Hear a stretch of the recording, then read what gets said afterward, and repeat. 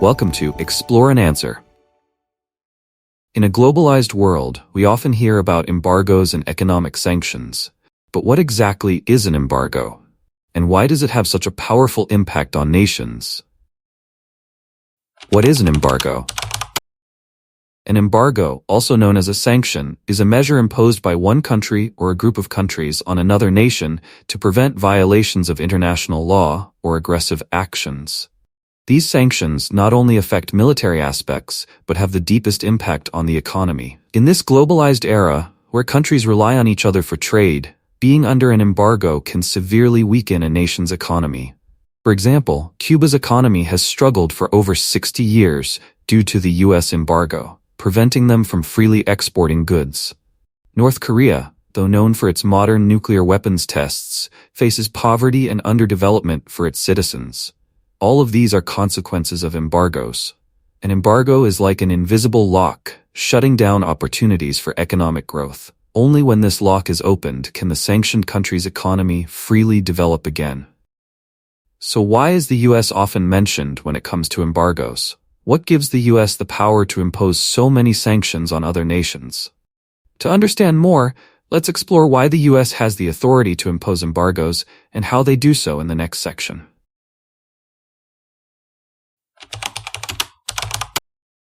In the era of peace and globalization, wars are no longer just armed conflicts. Instead, a new invisible yet sharp weapon has emerged: economic sanctions. Among the various forms of sanctions, the economic aspect stands out the most, as the economy is the lifeblood of any nation.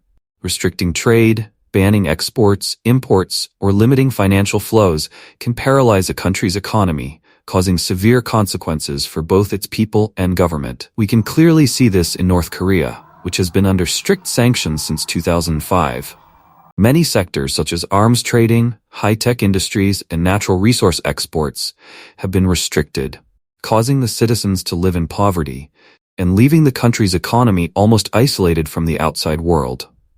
So why do countries choose to impose sanctions, particularly economic ones?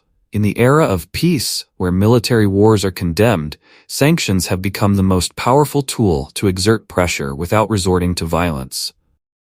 Sanctions create internal pressure, forcing the sanctioned nation to either concede or change policies in line with the desires of the sanctioning country. Economic sanctions can be seen as an invisible blade, extremely sharp. Instead of causing direct harm through military conflict, sanctions gradually weaken the economy, leading to a social crisis from within the sanctioned country.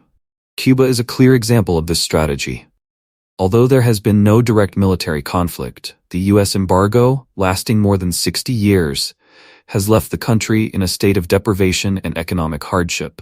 In fact, economic warfare has existed long before modern sanctions.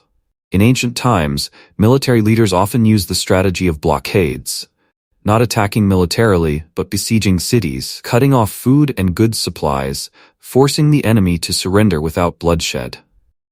To better understand economic sanctions, imagine you are a customer of a grocery store. Every day you go there to buy essential goods. But one day, the store owner decides to close, refusing to sell due to a conflict with someone in the neighborhood.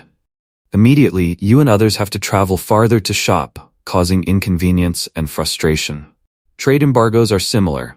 When the supply of goods and services is cut off, the economy is crippled, leading to a slow crisis without direct warfare. So why does the U.S. have the power to impose sanctions on so many countries? What makes the U.S. the controller of global sanctions? Let's explore this further in the next part of the video. The U.S. is often referred to as the most powerful nation in the world, not only militarily, but also economically. But why does the U.S. have the authority to impose sanctions on many other countries? What gives them this power? The first and most obvious reason is the economic strength of the U.S. The United States is one of the largest economies in the world, home to leading corporations like Google, Microsoft, and Apple. The U.S. stock market leads globally, and many technological and scientific breakthroughs originate from this country. This economic wealth enables the U.S. to influence many other nations. When a country relies on trade with the U.S., Being sanctioned can cause significant losses to its economy. The U.S. not only possesses economic power, but also controls many global financial institutions. The international payment system, major banks, and investment sources are all under U.S. influence. This gives the U.S. the ability to exert financial pressure through sanctions, asset freezes, or corporate embargoes.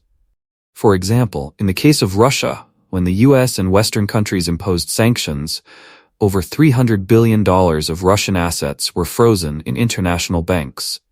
This created immense pressure on the Russian economy. In addition to economic strength, the U.S. is a permanent member of the United Nations Security Council, granting it the power to veto international resolutions. With this authority, the U.S. can impose sanctions without needing consensus from other nations. The U.S. can also rally allied nations to implement sanctions together. When a country faces sanctions not only from the U.S. but also from multiple others, the pressure becomes overwhelming. The U.S. does not act alone.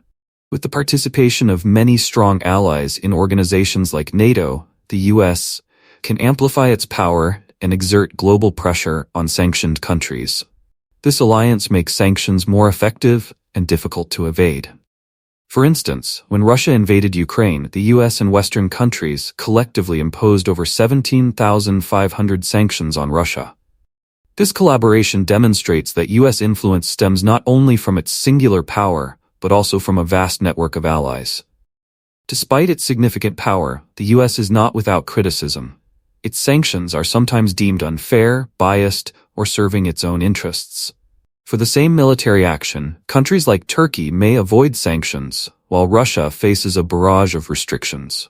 While Russia suffers heavy sanctions due to its military campaign in Ukraine, Turkey, when conducting military operations in Iraq, faced virtually no sanctions from the U.S. or its Western allies. The U.S. has the power to impose sanctions thanks to its strong economy, political power within the United Nations, and extensive alliance system. However, sanctions are not always a perfect solution. They can have negative consequences, not only for the sanctioned country, but also for other stakeholders. Let's explore this further in the next part of the video. Sanctions are an invisible yet powerful weapon, creating immense pressure on the targeted nation. But what happens after sanctions are imposed? What consequences arise not only for the sanctioned country, but also for the involved nations?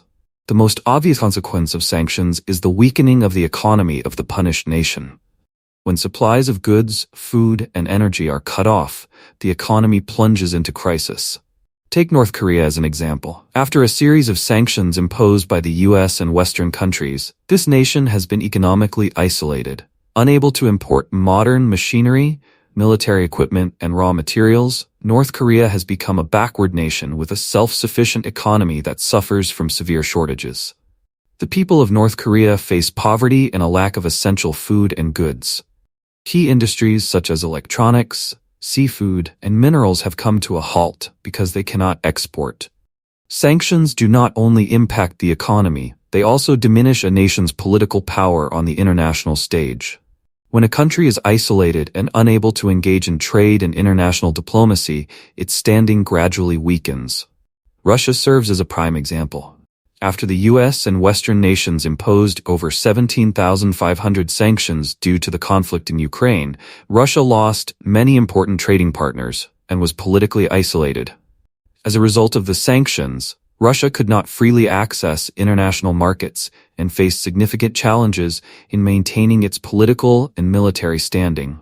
This created substantial pressure on the stability of its domestic government. Although sanctions are imposed to punish the government, it is the people who are the most direct victims. When the economy weakens, people lose their jobs, the prices of goods soar, and life becomes more difficult than ever. In Cuba, where citizens have endured over 60 years of sanctions from the U.S., people faced severe shortages of food and imported products. Rising prices make it impossible for many to meet their basic living needs. Cubans have to stand in long lines to buy essential items such as rice, cooking oil, and food. Their lives are completely disrupted by the sanctions. Sanctions not only harm the punished nation, but can also be a double-edged sword. The countries imposing sanctions also face negative economic and political repercussions. When Russia was sanctioned, it responded by cutting oil and gas supplies to European countries. This caused energy prices in Europe to skyrocket, leading to a severe energy crisis and negatively impacting the economies of Western nations. Countries that depend on Russian oil and gas have paid a high price, facing soaring prices, energy shortages, and social instability. In the age of globalization, nations are not merely victims of sanctions. They can forge alliances to resist them. These economic alliances help them mitigate the heavy impacts of sanctions and sometimes even retaliate against the sanctioning country. After being sanctioned, Russia intensified cooperation with China, a country with a massive consumer market and significant economic power. This collaboration has helped Russia alleviate the damage from sanctions and strengthen its position on the international stage. The partnership between Russia and China not only assists both nations in overcoming sanctions, but also poses a significant challenge to Western countries, especially the US. Thus, sanctions are a double-edged sword, bringing inevitable consequences for both parties. Even without bloodshed or gunfire, sanctions can still inflict severe economic and social losses. So, are sanctions the optimal solution in every case? In summary, sanctions are a powerful yet contradictory tool that can cause serious harm to both the punished nation and the sanctioning nation. In a world full of uncertainty, we must choose the path of dialogue and peace for the common good of humanity. If you found this video helpful, please leave a comment, like, and subscribe to support us in continuing to provide more meaningful content. Thank you for watching.